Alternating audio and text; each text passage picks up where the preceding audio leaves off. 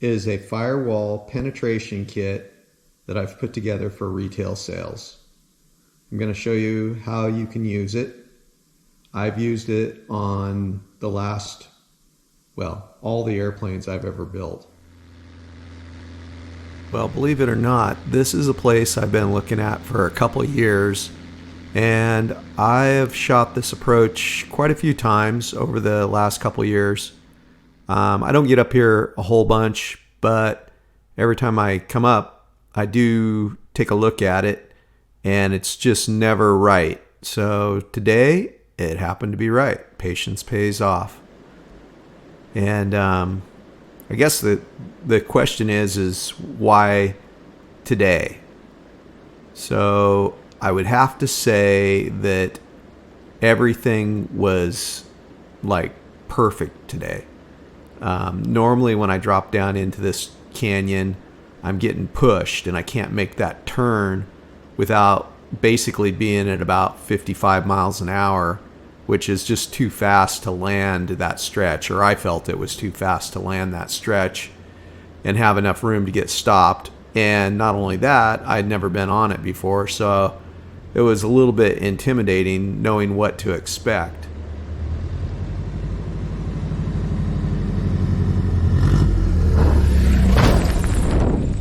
So today I was seeing my approach speeds down in the low 40s, and I got my tires on it, felt good, didn't feel too rough. The washout that I had normally been kind of looking at and thinking that it could be an issue was not an issue. And so I own this gravel bar now. It's the first time I've ever landed it, and I'm sure it's never been landed before by anybody else. Anyway, felt good. Get my tires on it, get out.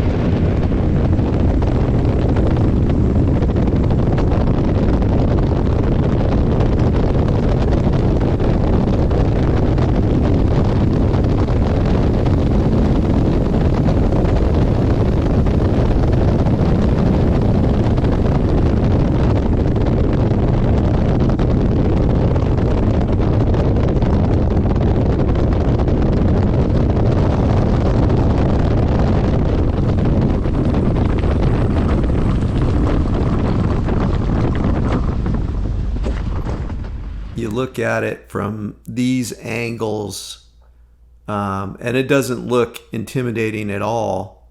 In fact, it looks pretty benign. But when you're in an airplane and you're coming around that corner, dropping down into the slot, pretty narrow, pretty tight, you're in a turn right before you land, and it's a pretty narrow strip. So all of those things combined make it a lot more intimidating than it looks in the video. Video just doesn't do it justice. It looks pretty easy if you just look at it from this perspective. I've also looked at it from the other direction, not this particular day, but I've looked at it when the wind was blowing. And the thing I didn't like about it from the other direction is you don't have really an option to go around, because if you get your tires down on this thing, you're not going to outclimb that slot in the terrain. Not comfortably anyway. Maybe you could do it, but it's not comfortable for me.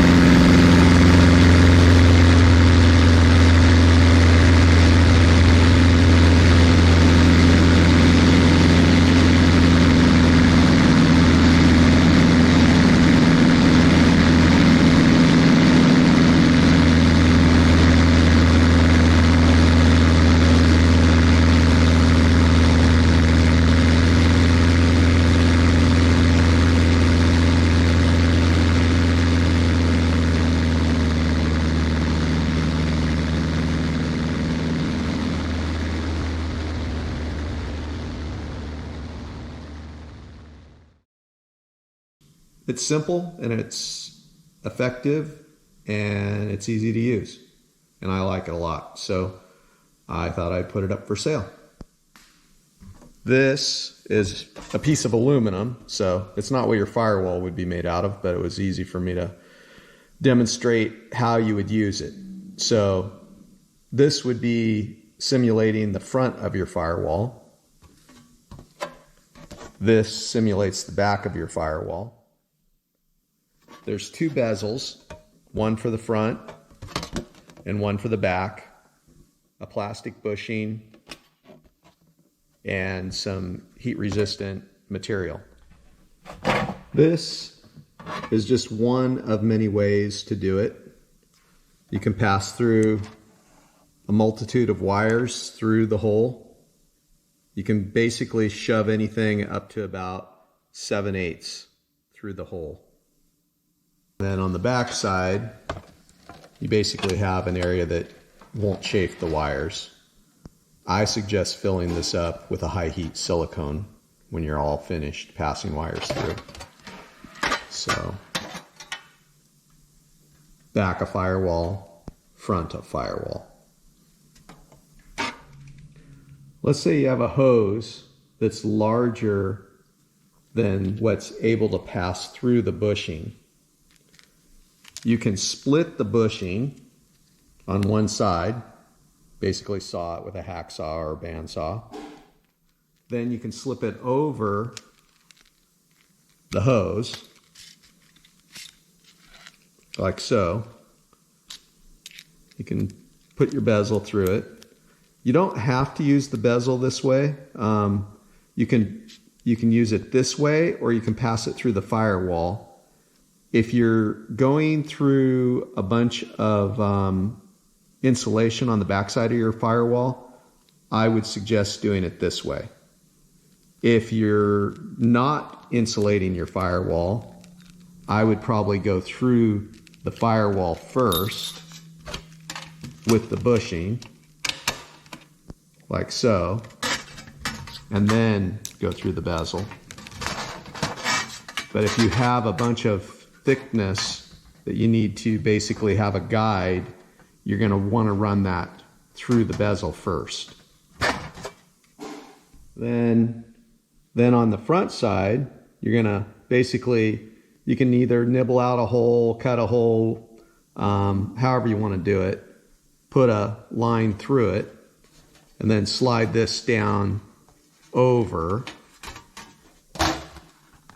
And then the next step would be to put the bezel on and get it all lined up with screws, etc., make it clean and neat. And then after I've assembled it, I basically got a oil pressure line with fire sleeve that passes through my firewall. This would be the front of the firewall. This would be the rear of the firewall. And if you want, you can add some high heat silicone in on this side here. There's a multitude of ways to do this. I'm just showing you the ways that I've done it in the past. And these are stainless steel. The bezels are stainless steel, the screws are stainless steel, and the nuts are stainless steel. And then it's a higher temperature baffling material with the plastic bushing to keep from chafing. Anyway, I think it's a pretty good idea, and they're on my website for sale. And this is how the kit will come to you. It's complete. One kit equals one 1-inch hole penetration through the firewall, but you are limited on the idea of this, which is 7/8.